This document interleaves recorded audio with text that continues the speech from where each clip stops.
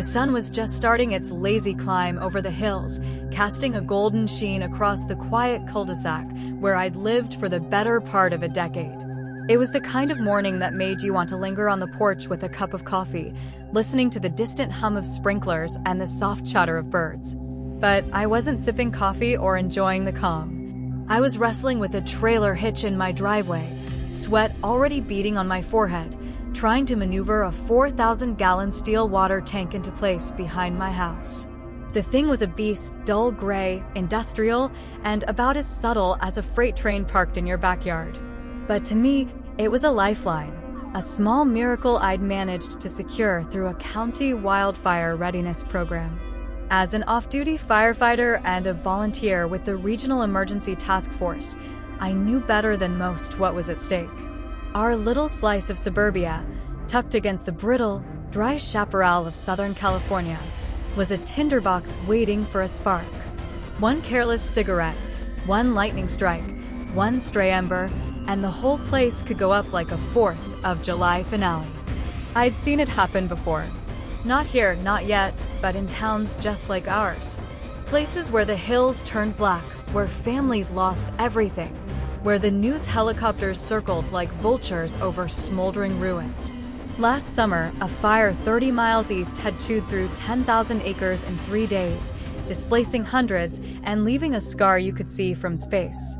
The memory of that blaze, and the dozens like it I'd fought over the years, was why I'd spent months navigating the bureaucratic maze to get this tank approved. It wasn't just a precaution, it was a promise to my neighbors, to my community, that I'd do everything in my power to keep us safe.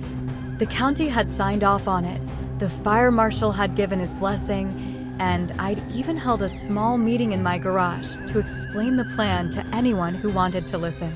Most folks nodded, asked a few questions, and went back to their lives, trusting me to handle the details. Everyone, that is, except Karen. Karen was the HOA president, a title she wore like a crown forged in the fires of self-righteous bureaucracy. She wasn't just a stickler for rules, she was the human equivalent of a parking ticket you didn't see coming.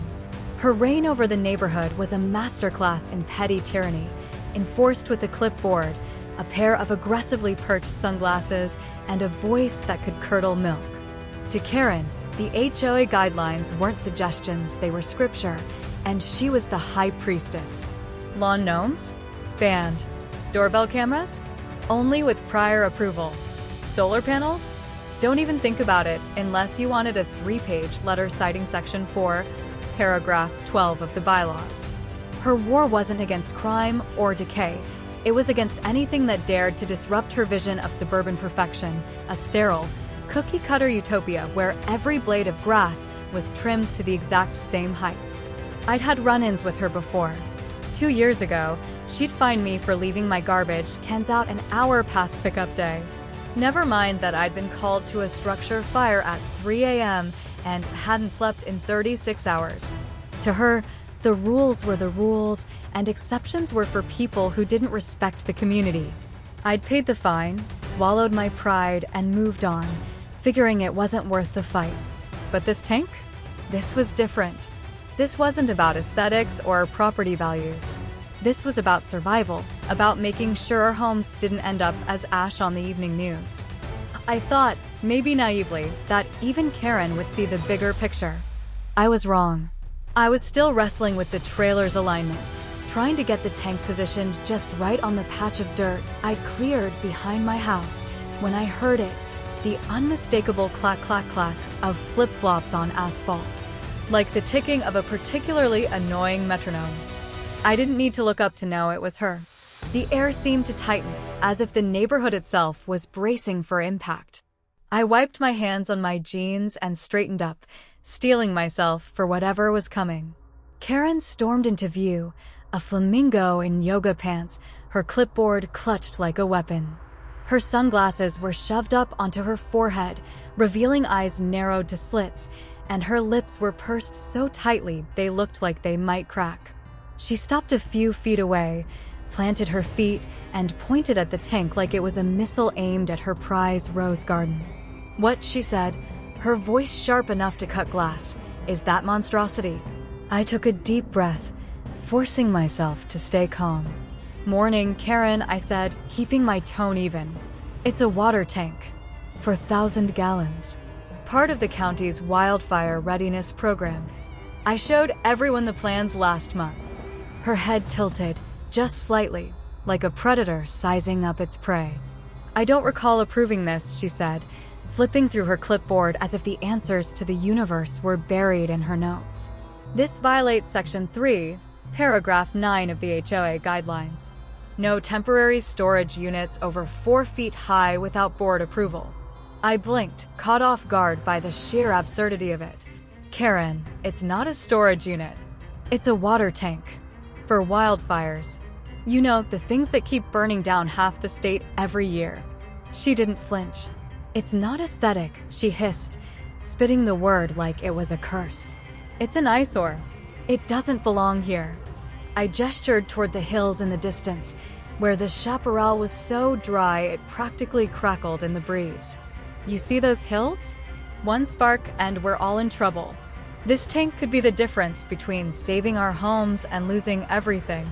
"It's not about aesthetics. It's about safety." She waved a hand, dismissing me like I was a child trying to explain quantum physics.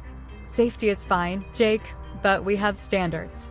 This community has an image to uphold. You can't just park industrial garbage in your backyard and expect us to tolerate it." I felt my jaw tighten, a slow burn starting in my chest. "It's going behind my house," I said, pointing to the spot I'd chosen, shielded by a row of junipers.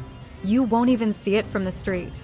"Visible to me," she snapped, as if her personal line of sight was the ultimate arbiter of HOA law. "I can see it from my upstairs window. That's enough." I stared at her, trying to wrap my head around the logic. Karen's house was 3 lots down on the other side of the street. You'd need binoculars and a vendetta to spot the tank from her window. But that was Karen. Rules weren't just rules. They were her rules, bent to fit her whims. I took another breath, reminding myself that losing my temper wouldn't help. "Look," I said, "the county approved this. I've got the paperwork right here. Temporary placement, fully compliant with emergency protocols. Want to see it?"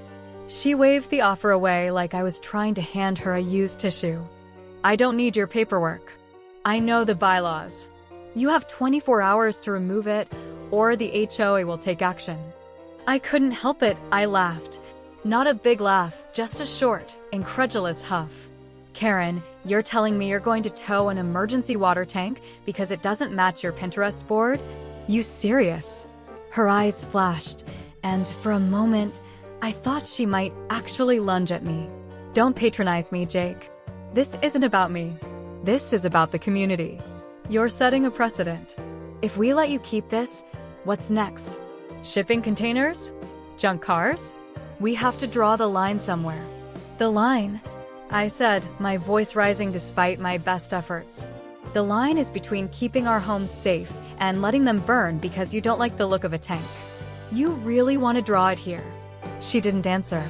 She just scribbled something on her clipboard, turned on her heel, and marched back toward her house, flip-flops clacking with righteous fury. I stood there, hands on my hips, watching her go, feeling the weight of the moment settle over me. This wasn't just about a tank anymore. This was about Karen's need to control everything, to bend the world to her vision, no matter the cost. And I knew, deep down, that she wasn't going to let this go. I spent the rest of the morning finishing the setup. The tank was heavy, awkward, and took every ounce of patience I had to get it level on the dirt patch.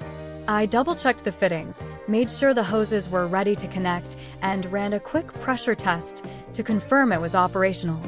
By the time I was done, the sun was high, and my shirt was soaked through with sweat. I stepped back, hands on my knees, and looked at the tank. It wasn't pretty, but it was solid. Reliable. The kind of thing you could count on when the world went to hell. I felt a small surge of pride, knowing I'd done something real, something that could make a difference. That afternoon, I went inside to grab a drink and cool off. My phone buzzed with a text from Rosa, my neighbor across the street. Asterisk heard about the tank. Karen's already complaining on the HOA forum. Watch your back. Asterisk, I sighed, rubbing my temples. The HOA forum was Karen's personal soapbox, a digital kingdom where she moderated every post with an iron fist. I pulled up the app, half expecting to see a manifesto about the evils of water tanks. Sure enough, there it was, a 300-word rant about unauthorized structures and community standards, complete with a blurry photo of my tank taken from what had to be her upstairs window. The comments were a mix of confusion and support, some folks asking why a fire tank was a problem, others blindly agreeing with Karen because they didn't want to end up on her bad side. I typed a quick response, keeping it factual. Asterisk, the tank is part of a county wildfire program. Fully approved. It's here to protect us. Happy to answer questions. Asterisk, I hit send and closed the app, knowing it wouldn't change Karen's mind. She didn't care about facts. She cared about power. And right now, I was a direct threat to that power. The next morning, I got a call from the fire station. They needed me for an equipment audit, a routine check to make sure our gear was ready for the season. It was supposed to take a couple of hours, tops. I grabbed my keys, locked the house, and headed out, figuring I'd be back before lunch. The audit was tedious, but uneventful, counting hoses, checking oxygen tanks, making sure the trucks were in top shape. By the time I pulled back into my driveway, it was just past noon. I stepped out of my truck, stretched, and glanced toward the backyard. Something felt off. The air was too quiet, too still. I walked around the side of the house, and my stomach dropped. The tank was gone. In its place was a patch of crushed grass, tire tracks gouged into the dirt, and a single piece of paper flapping against my porch railing. I ripped it free, my hands shaking. It was a violation notice, printed on official HOA letterhead. Asterisk, unauthorized structure removed per HOA code. Contact board for further details. Asterisk, no signature, no explanation. Just a smug little stamp of authority. I stood there, staring at the empty space, feeling a mix of rage and disbelief. Karen hadn't just threatened to tow the tank, she'd done it. In less than 2 hours, she'd organized a covert operation to steal a piece of emergency equipment, sanctioned by the county, designed to save lives. I stormed across the street to her house, the notice crumpled in my fist. She was in her front yard, watering her petunias with a hose, her face a mask of smug satisfaction. The irony wasn't lost on me. Here she was, the self-proclaimed water ethics ambassador, wasting gallons on her lawn while she'd just sabotaged our fire defense. She looked up as I approached, not a hint of surprise in her eyes. "Oh, Jake," she said, her voice dripping with fake sympathy. "I see you got the notice.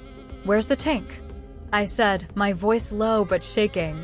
"It was towed this morning," she said, flicking water at her flowers like she was discussing the weather. "You should have read your bylaws." "That tank was registered for wildfire support," I said, stepping closer. "It was county sanctioned. You just endangered this entire neighborhood." Her eyebrows shot up, but her smile didn't waver. "Endangered? Please. I protected our property values. That thing was a hazard. You didn't have proper permits." "Permits?" I said, incredulous. "I showed you the paperwork. You didn't even look at it." "Well," she said, turning off the hose with a flourish, "maybe next time you'll think before parking industrial garbage in my view." I wanted to scream, to shake her until she understood the gravity of what she'd done. But I knew it wouldn't matter. Karen didn't see a community at risk. She saw a game of control, and she'd just made her move. I turned and walked away, my mind racing. This wasn't over. Not by a long shot. I pulled out my phone and opened the security camera app for my house. I'd installed the system last year after a string of package thefts, never thinking I'd need it for something like this. I rewound the footage to 3:12 a.m. There she was, Karen, flashlight in hand, directing two guys in orange vests as they hitched the tank to a tow truck. She even paused to take a selfie in front of it, grinning like she'd just bagged a trophy. I saved the clip, my jaw tight, and sent it to the fire marshal. the county emergency coordinator, and every HOA board member I could think of. Then I sat down on my porch, staring at the empty patch of dirt, and made a promise to myself. Karen might think she'd won, but she'd just started a fight she couldn't finish. Because this wasn't about a tank anymore. It was about every neighbor on this block, every home we'd sworn to protect. And I wasn't going to let her clipboard stand in the way of keeping them safe. The sun hung low in the sky, painting the horizon with streaks of orange and gray that felt more like a warning than a sunset. I stood in my backyard, staring at the patch of crushed grass where the 4,000-gallon water tank had been just a day ago, my fists clenched so tight my knuckles ached. The violation notice from Karen, the HOA president, was still crumpled in my pocket, a smug little trophy of her latest power trip. She'd had the tank towed in secret, a county-sanctioned piece of emergency equipment meant to protect our neighborhood from the wildfires that haunted my nightmares as an off-duty firefighter. The footage from my security camera, Karen at 3:12 a.m., flashlight in hand, posing for selfies as the tow truck hauled away our lifeline, played on a loop in my mind. It wasn't just arrogance. It was sabotage, plain and simple, and it lit a fire in me hotter than anything I'd ever faced on the job. I wasn't the only one feeling the heat. Smoke had started curling up from the hills to the north, faint at first, like a distant campfire. But I knew better. I'd seen those tendrils before, watched them grow into monsters that swallowed entire communities. The winds were shifting, dry and restless, carrying the scent of charred brush. My phone buzzed with texts from neighbors, their messages a mix of confusion and unease. Asterisk, Jake, is the fire close? Should we be worried? What happened to that tank you were setting up? Asterisk, I didn't know how to answer them. How do you explain that the one thing standing between your home and a wall of flames was gone because a woman with a clipboard cared more about her view than their safety? I typed back vague reassurances, asterisk, working on it. Stay alert. Asterisk, but the truth gnawed at me. I'd promised to protect them, and Karen had turned that promise into a patch of dirt. I wasn't about to let her win. Not like this. I grabbed my keys and headed to the fire station, where I'd stashed copies of the tank's approval documents. The station was a second home, a place where I'd spent countless hours training, planning, and debriefing after calls that left my hands shaking and my boots covered in ash. The guys there knew me, trusted me, and when I walked in, Lieutenant Baker looked up from a stack of maps and raised an eyebrow. "You look like you're about to punch a wall, Jake," he said, leaning back in his chair. "What's up?" I didn't hold back. I told him everything: Karen's tantrum over the tank's aesthetics, her refusal to even glance at the county paperwork, the violation notice, the tow truck in the dead of night. I pulled up the security footage on my phone and played it for him, watching his face harden as Karen's selfie flashed across the screen. "Jesus," he muttered, rubbing his jaw. "She towed an emergency tank? Who the hell authorized that?" "Karen," I said flatly. "And she's got the HOA board wrapped around her finger. I need to get that tank back before the fire gets any closer." Baker shook his head, his voice low and serious. "This is a lawsuit waiting to happen. That tank was on the suppression grid. Without it, your sector's screwed if the fire jumps the valley." His words hit like a punch. I'd known the tank was critical, but hearing it laid out like that, knowing my street could be cut off, defenseless, made my stomach twist. I left the station with a copy of the county's approval letter and a promise from Baker to escalate the issue to the fire marshal. But I wasn't waiting for red tape. I needed that tank back, and I needed it now. My first stop was the tow company listed on the violation notice. It was a grimy lot on the edge of town, surrounded by a chain-link fence and guarded by a guy who looked like he'd rather be anywhere else. I explained the situation, showed him the paperwork, and even offered to pay whatever fines Karen had racked up. He just shrugged, pointing to a computer screen. "HOA authorized the tow. I can't release it without their approval." "Sorry, man." I leaned in, trying to keep my voice steady. "This isn't a lawnmower. It's emergency equipment. People's lives are on the line." He didn't budge. Take it up with the HOA. My hands are tied. I walked away, cursing under my breath, and called the city impound yard next. It was the same story. More bureaucracy, more excuses.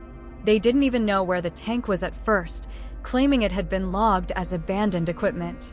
Abandoned? The word made my blood boil. That tank wasn't abandoned. It was stolen, ripped out of our neighborhood by a woman who thought her ego was more important than our survival.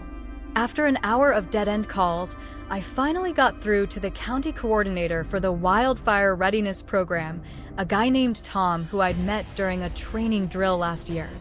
I laid out the situation, my voice tight with frustration, and when I mentioned Karen's name, I heard him choke on his coffee. They towed the emergency tank, he said, incredulous. Who the hell does that? Karen, I said again, the name tasting like ash in my mouth. She's the HOA president. Claims it violated her aesthetic standards. There was a long pause, followed by a string of curses that would have made a sailor blush. That's not just stupid, Tom said. That's reckless endangerment. You've got proof. I've got video, I said. And paperwork. And a neighborhood full of people who are starting to realize what she did. Send it to me, he said. I'll get it to the right people. But Jake, you need to move fast. That fire's picking up speed. I hung up, my mind racing. The smoke was thicker now, a hazy bruise spreading across the sky. My neighbors were texting more urgently, some asking if they should start packing, others wanting to know why the tank was gone. I didn't have answers, not yet, but I wasn't going to let them down. I drove home, the security footage burning a hole in my phone, and started digging into the HOA's records. Karen's reign wasn't just about the tank. She'd been quietly undermining every safety measure we'd tried to put in place. Meeting logs showed she'd blocked 4 funding proposals for fire prep, dismissing them as wasteful or hypothetical. One email, buried in a thread with a city liaison named Dennis, made my jaw drop. Asterisk tank issue resolved. Had it towed under aesthetic compliance. No need to inform full board. Justify if needed. Water hazard plus improper permits. Asterisk Dennis's reply was even worse. Asterisk nice work. I'll smooth it with the city. Label as construction waste if they call. Asterisk. Construction waste. That's what she'd reduced our lifeline to. Not just arrogance, collusion. Karen wasn't protecting the neighborhood. She was protecting her image, and she'd roped in a political crony to cover her tracks. I forwarded the email to Tom and my friend Levi, a guy I'd trained with during wildfire drills who now worked with the county's emergency planning team. Levi called me back in under 10 minutes, his voice tight with anger. You've got proof of suppression here, he said. Not just the tank, but repeated attempts to block readiness infrastructure. This could turn legal fast. Legal's great, I said, but I need that tank back now.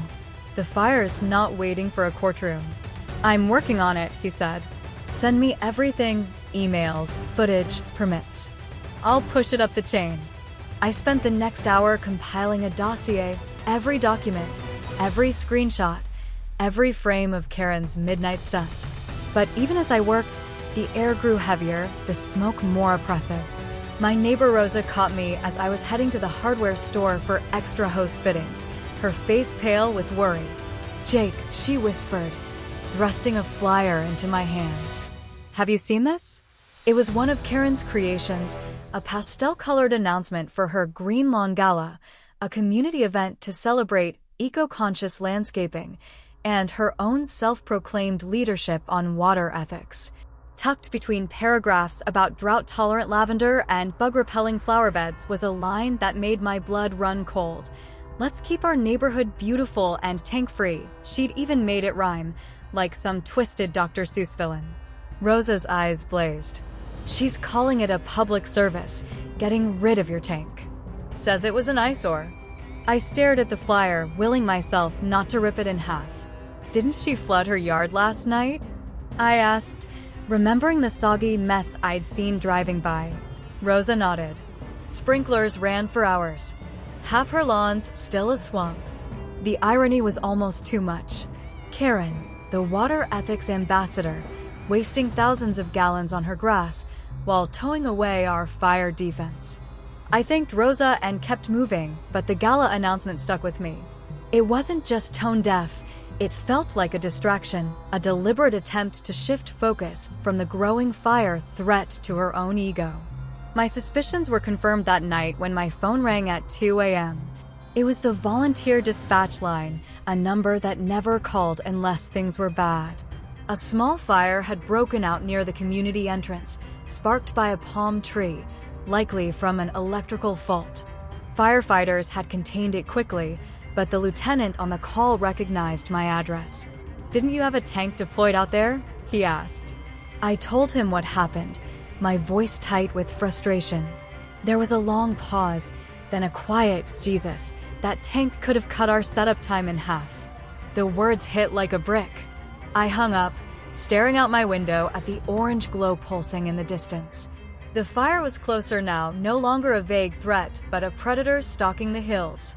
I couldn't sleep. I pulled up the HOA forum again, where Karen had posted another sanctimonious update about the gala, complete with photos of her setting up tents and stringing lights across her trellis. Lights in a red flag warning through damp landscaping. I shook my head, wondering if she was oblivious or just didn't care.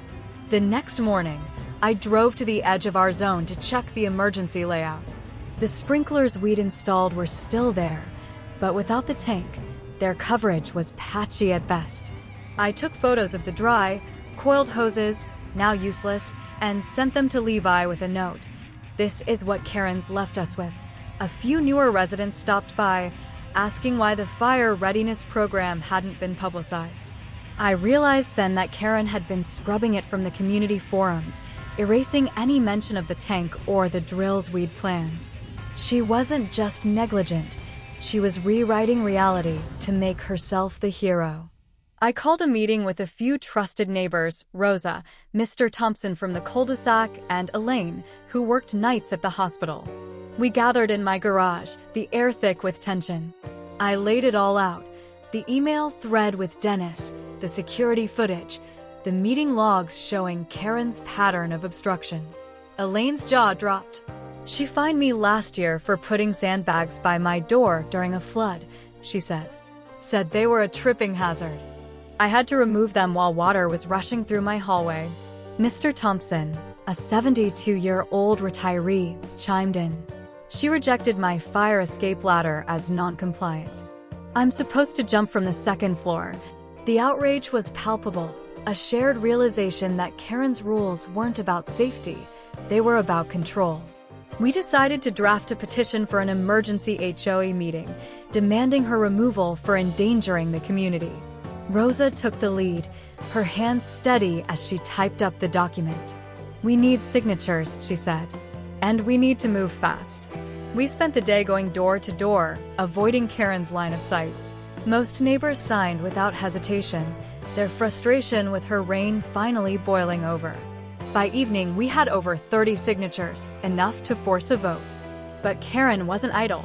She'd caught wind of our plan and posted a frantic defense on the HOA forum, claiming the tank was a safety hazard and accusing me of undermining community standards. It was a desperate move, and it only fueled our resolve. That night, I got a call from Levi. "The tank's at County Lot 7, he said. "Outskirts of town. Technically off limits, but I've got a guy who can help." "You in?" I didn't hesitate. "Tell me when and where." He gave me the details, 20 minutes after hours, no guards, but we had to move fast. I called Rosa, who insisted on coming along. We took my truck, hitched the same trailer the tank had arrived on, and drove to the lot under a moonless sky. The gates were half open, the lock rusted from neglect. We found the tank in a corner, covered in a dusty tarp labeled impounded equipment. It was surreal, seeing it discarded like junk when it was the only thing standing between us and disaster. With help from Reggie, a buddy from the firehouse who worked logistics, we winched it onto the trailer. My heart pounded as we rolled out, the tank creaking behind us, a silent promise that we weren't giving up. We got back just past 1 a.m. I reversed the trailer into its original spot, my hands steady despite the adrenaline. Rosa handled the pressure valves while I locked down the brackets. It wasn't perfect, but it was secure. Just as we finished, headlights appeared at the end of the street. Karen's SUV rolled up, slow and deliberate, like a predator circling its prey. She stepped out, barefoot in silk pajamas, her face a mask of fury. "You brought it back?" she shouted. "This is illegal. This is theft." I didn't answer. I didn't need to. The sound of a fire truck siren rising in the distance spoke for me. A county emergency vehicle pulled in behind her, lights flashing. Lieutenant Baker stepped out, his expression unreadable. He glanced at the tank, then at me. "Jake, this the unit from the Wildfire prep program?" I nodded. "Back where it belongs." "Good," he said. We just updated the suppression route. This tank's part of the backup line now." Karen tried to object, but Baker cut her off. "Ma'am, if you interfere with fire deployment again, I'll cite you for obstruction during an emergency declaration. Go home." She opened her mouth, thought better of it, and slammed her car door, peeling off into the night. The silence that followed was sweeter than any victory. A few neighbors had come out, watching from their porches, some clapping softly. Rosa grinned at me. Now that was worth waiting for. I looked at the tank, standing tall under the streetlight, and finally let myself breathe. It was back. It was ours. And this time, no clipboard warrior was going to take it away. The sky was a furnace, a churning wall of orange and black that seemed to pulse with a life of its own. The wildfire had arrived, no longer a distant threat, but a roaring beast clawing at the hills just beyond our neighborhood. The air was thick with smoke, sharp and acrid, stinging my eyes as I stood in my backyard, the 4,000-gallon water tank gleaming under the flickering streetlight. We'd fought to get it back, Rosa and I sneaking into the county lot under cover of night, hauling it home past Karen's furious glare, and locking it into place just hours ago. That tank, the one Karen had towed away in a fit of aesthetic obsession, was now our lifeline. As an off-duty firefighter, I'd seen fires like this before, seen them devour homes and dreams in minutes. But this time, it was personal. This was my street, my neighbors, my community. And I'd be damned if Karen's clipboard was going to let it burn. The alert came through at dawn, a piercing wail from every phone, radio, and TV in the neighborhood. The county had upgraded us from heightened risk to immediate concern, one step shy of mandatory evacuation. Fire crews flooded in, their trucks rumbling down the cul-de-sac like an invading army. Hoses uncoiled, nozzles clicked into place, and radios crackled with rapid fire orders. I ran to meet the captain, a grizzled veteran named Torres, who was barking coordinates into his headset. "Jake," he shouted over the chaos. "Where's that tank you were talking about?" I pointed to the backyard. "Right there. Hoses are prepped, pressure's good. Ready to go." He gave a sharp nod, his eyes scanning the setup. "You just saved us an hour. Let's move." I led the crew to the tank, my heart pounding as they hooked up their lines to the dual outlet system I'd tested myself. Water surged through the industrial-grade hoses, arcing over rooftops and drenching hedges, creating a damp perimeter that could mean the difference between survival and catastrophe.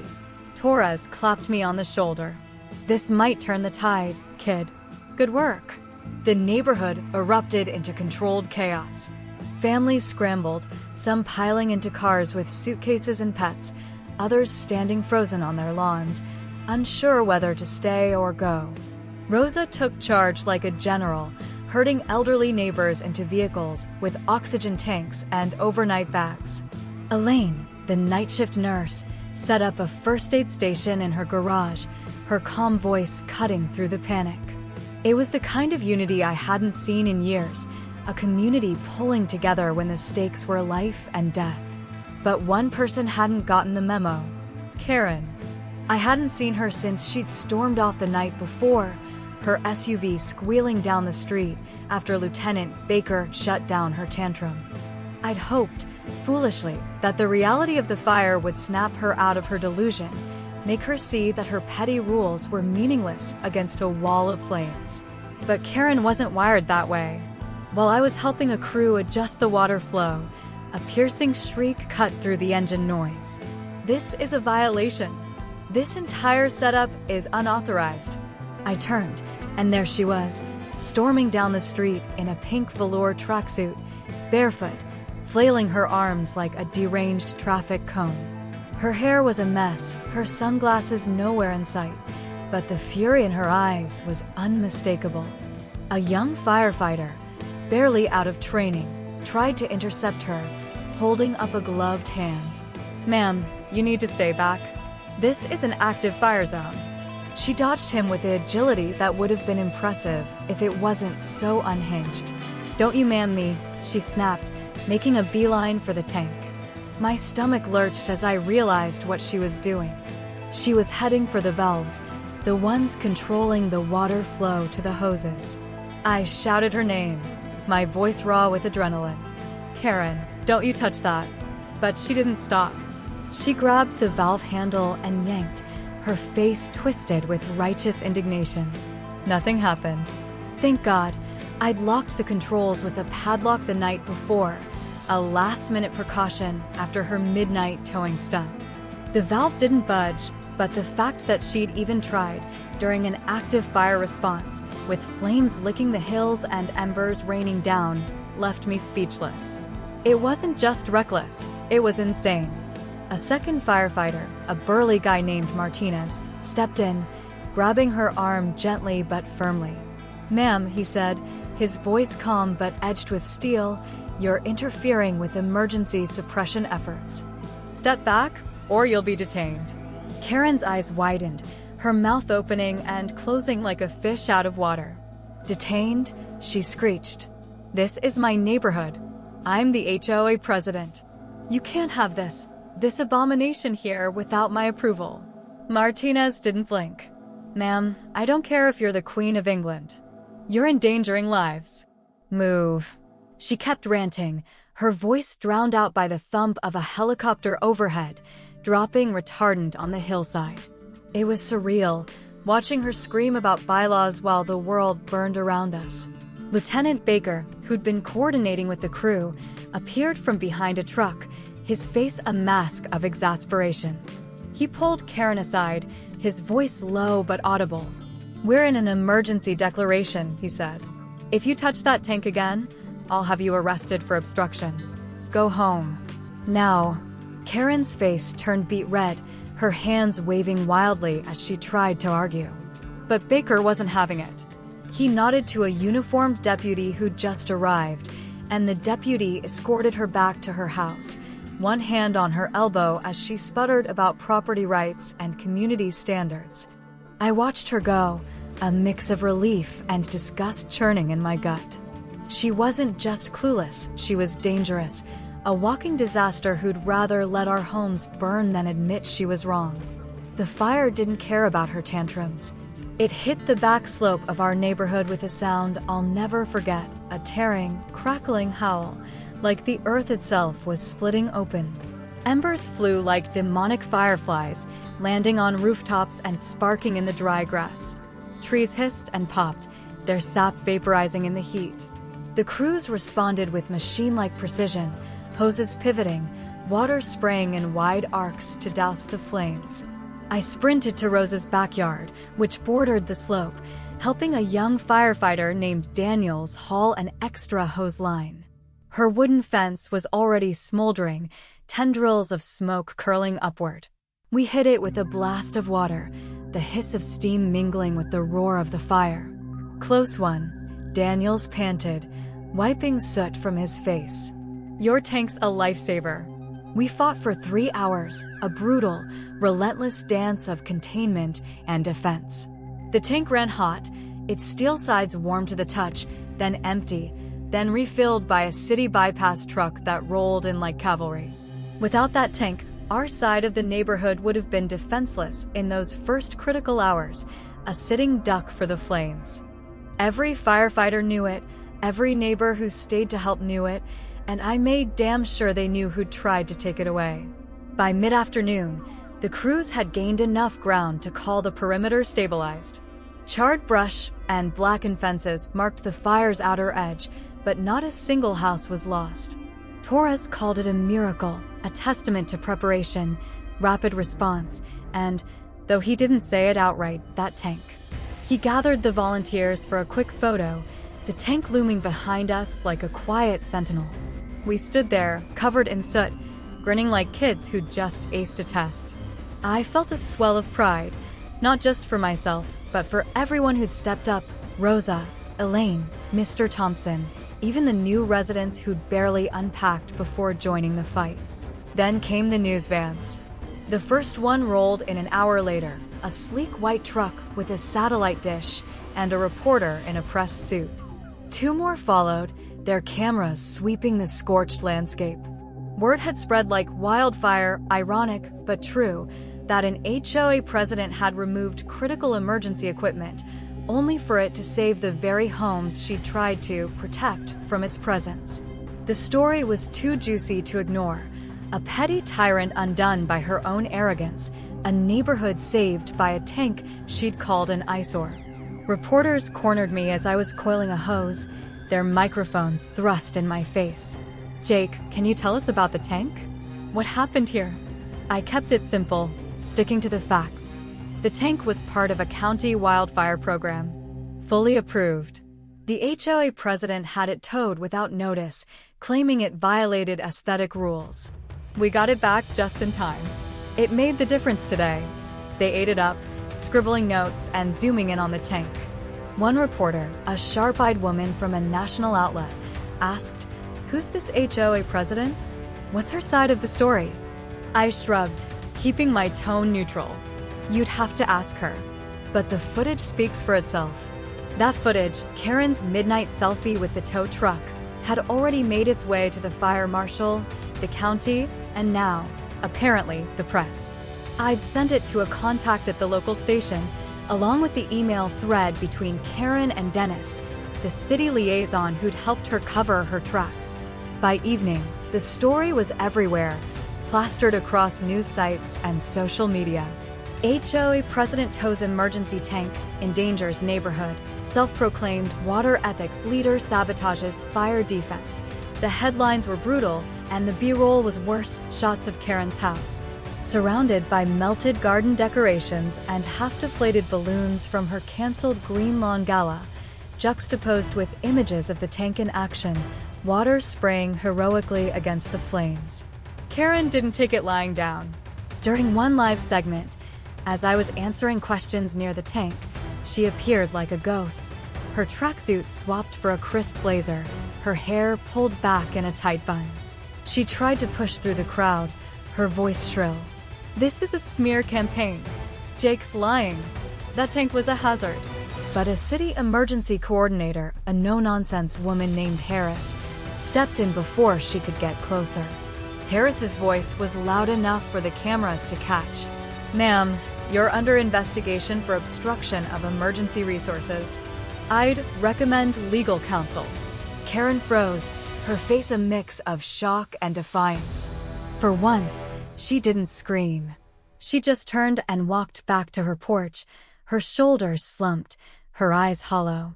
A few neighbors passed by, offering bottled water and towels, but no one stopped to comfort her. Not out of cruelty, but because we'd all seen what her selfishness looked like, dressed up as community service. We were done pretending. The fire's aftermath left the neighborhood in a strange, suspended state. The worst was over, but the scars were everywhere. Charred trees, melted mailboxes, lawns dusted with ash. Yet there was a quiet strength, too, a sense that we'd face the beast and come out stronger. I walked the cul-de-sac that evening, checking on everyone. Families hugged in driveways, kids ran wild after days cooped up indoors, and Rosa and Elaine were waiting on my porch with pizza and Gatorade. "Emergency command team snacks," Elaine joked, tossing me a bottle. I sat between them, too tired to speak, but grateful for their presence. Above us, the tank stood like a beacon, its steel body smudged with smoke but unyielding. It had done its job, and so had we. The next morning, the HOA board called an emergency meeting. The community center was packed, standing room only, with people spilling into the hallway. Karen arrived late, sunglasses on, clutching a binder like a shield. But there was no salvaging her reign. Rosa took the floor, her voice steady as she read the litany of Karen's sins, the email with Dennis, the towing footage, the meeting logs showing her obstruction of fire prep, her attempt to sabotage the tank during the fire.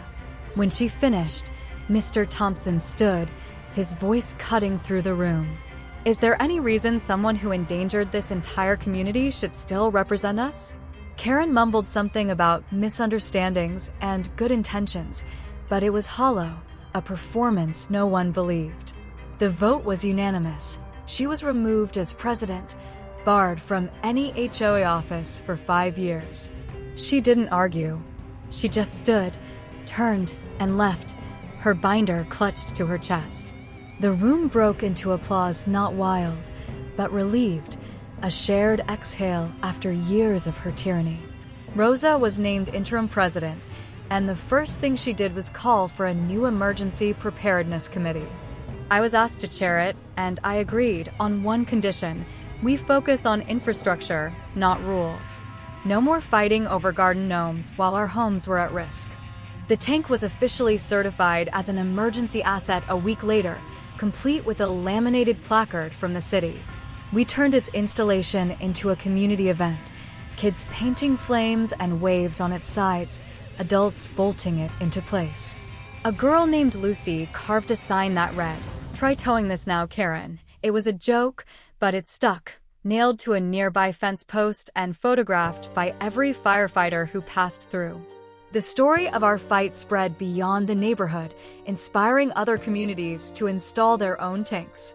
Levi told me the county was considering a statewide grant to fund them, a legacy born from our defiance. Karen moved out 3 months later, her house sitting empty until a new family painted over her shutters and joined Rosa's committee. Her name faded from conversation, not out of spite, but because she'd made herself irrelevant. The tank, though, remained solid, proud, a reminder of what we'd overcome. Every time I saw a neighbor glance at it, maybe smile or give a little nod, I remembered how close we'd come to losing everything, and how one woman's arrogance had nearly cost us all. But we'd fought back, together, and in the ashes of that fire, we'd built something stronger. A community that knew what mattered. A community that would never let a tank be towed again. The morning after the fire was contained, the neighborhood woke to a silence that felt almost sacred. No leaf blowers whined. No HOA golf carts patrolled with their clipboards. Not even the usual chorus of barking dogs broke the stillness. The only sounds were the soft rustle of ash drifting off rooftops and the occasional drip of water from scorched gutters. It wasn't a silence born of fear, but of awe, a collective breath held in the wake of a miracle. Against all odds, our cul-de-sac had survived a wildfire that could have turned our homes to cinders. The 4,000-gallon water tank, the one Karen had towed away in her crusade for aesthetic perfection, had been our salvation. As an off-duty firefighter, I'd seen what fire could do, how it could erase lives in minutes. But this time, we'd fought back, me, Rosa, Elaine, Mr. Thompson, and every neighbor who'd rallied when the flames came. And we'd won. I spent the early hours inspecting the tank, my hands tracing its smoke-stained steel as I checked valves and logged performance stats for the fire crews. It had performed like a champion, feeding 6 hoses, supporting 2 ladder units, and sustaining spray coverage for nearly 3 hours before needing a refill. A city technician named Carl stopped by, clipboard in hand, his eyes wide with admiration. "Jake, this thing's a beast," he said, jotting notes. "Mind if we do a case study? Private preparedness units like this could change how we integrate with public response." I leaned against the tank, wiping sweat from my brow. "Happy to share," I said. "Just make sure you include the part where the HOA tried to sabotage it." Carl laughed, but his expression turned serious. "Heard about that. Sounds like a nightmare." Nightmares, putting it lightly, I said, thinking of Karen's midnight tow, her selfie with the tow truck, her attempt to shut off the valves during the fire. But we got it back, and it did its job. He nodded, snapping a photo of the tank. You're a hero, man. This neighborhood owes you. I shook my head. Not just me. Everyone stepped up. Except one. He didn't need to ask who. Karen's name was already infamous, whispered in disbelief by firefighters and neighbors alike.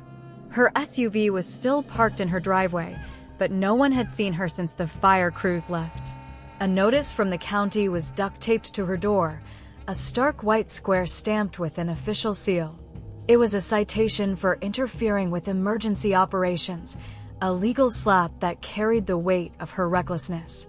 Below it, another paper fluttered in the breeze, a petition for her removal from the HOA board, now covered in nearly every neighbor's signature.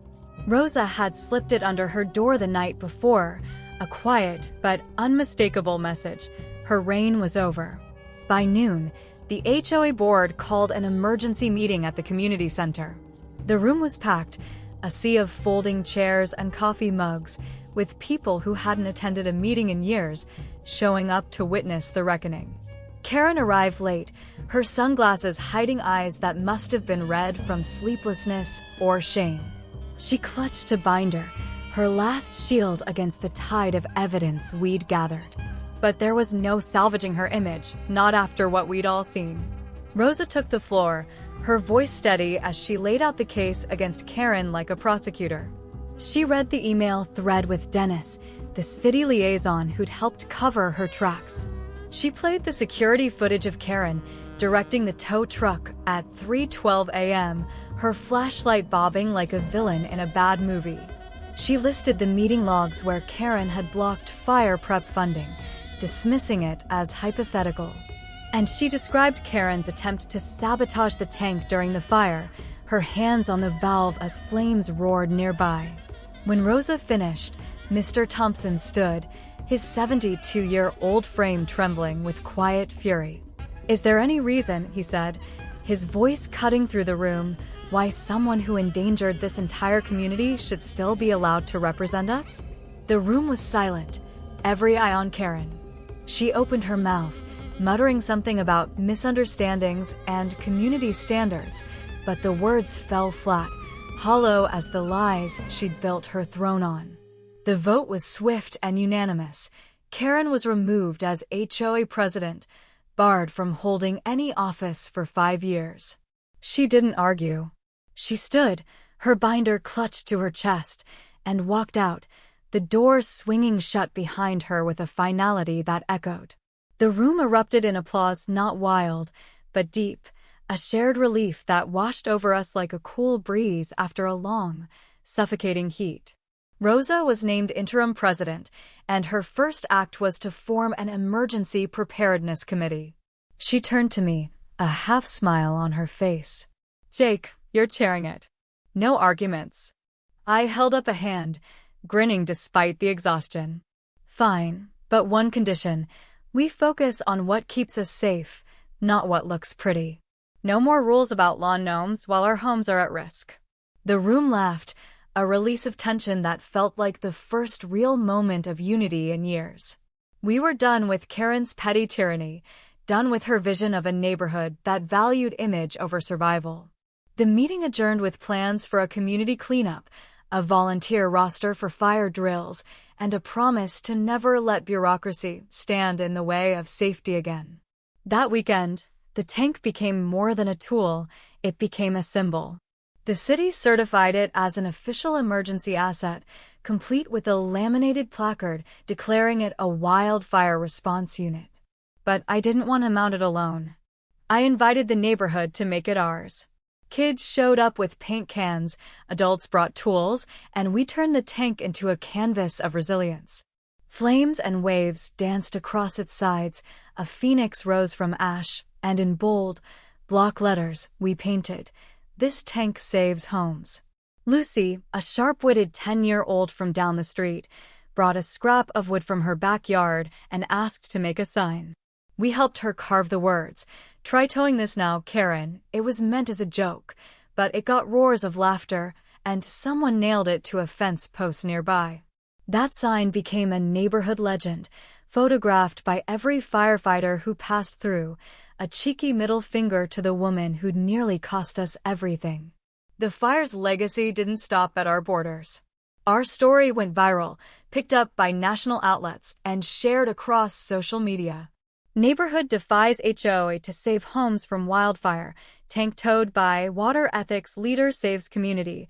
The headlines were relentless, and the comment sections were a mix of outrage and admiration.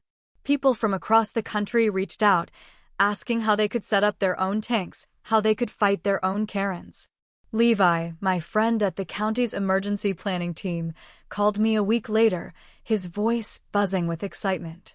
Jake, the county's talking about a grant to incentivize private fire tanks statewide. Your fight's changing the game. I sat on my porch that evening, watching the sun dip behind the hills, their edges still blackened from the blaze.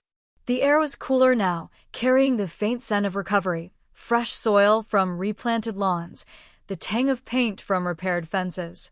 The neighborhood hummed with a new energy, a quiet determination that hadn't existed before. Neighbors waved as they passed, no longer afraid of a clipboard's judgment. Kids played in yards dusted with ash, their laughter a reminder of what we'd saved. And every time someone paused to glance at the tank, maybe giving it a nod or a smile, I felt a surge of pride, not just for the tank, but for us. For the community we'd become. Karen moved out 3 months later. Her house sat empty for a while, its pristine shutters a mocking reminder of her obsession with appearances. When a new family finally bought it, they repainted the shutters a bright teal and joined Rosa's committee within a week. No one mentioned Karen by name anymore, not out of cruelty, but because she'd faded into irrelevance. She'd made herself a symbol of resistance to progress, a cautionary tale of what happens when ego trumps survival. In the end, progress had won, and she'd been left behind, a footnote in a story that was no longer hers. The tank stayed, anchored and reinforced, a permanent fixture in our backyard and our emergency plan. During the next fire season, it was the first resource listed in the county's readiness protocol, a model for other neighborhoods to follow. Some even called me for advice, their voices eager as they described their own plans. "How do you get the permits?" they'd ask. "How do you deal with the pushback?" I'd tell them the truth. It wasn't easy, but it was worth it. And if they had a Karen, they'd better be ready to fight. Sometimes, I'd sit on my porch at dusk, a cold beer in hand, and think about how close we'd come to disaster. One spark, one gust of wind, one more delay, and our story could have ended in ashes. Karen's arrogance had nearly cost us everything, our homes, our safety, our trust. But we'd pushed back, not as individuals, but as a community. We'd stood together, hoses in hand, voices raised, signatures scrawled on a petition that changed everything. In the crucible of that fire, we'd forged something stronger than steel, a neighborhood that knew its worth, that understood what mattered when the sky glowed orange. The tank was more than a tool now, it was a beacon, a testament to what we could do when we refused to bow to petty tyrants.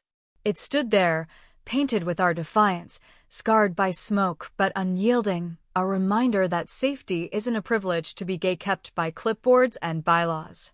It was a promise, etched in steel and sealed in sweat, that we'd never let a tank be towed again without a fight. And as I watched the stars emerge above the hills, I knew that promise would hold, no matter what the next fire brought. Because we weren't just a neighborhood anymore. We were a community, battle-tested and unbroken, ready for whatever came next. And that, more than anything, was the spark that would keep us burning bright.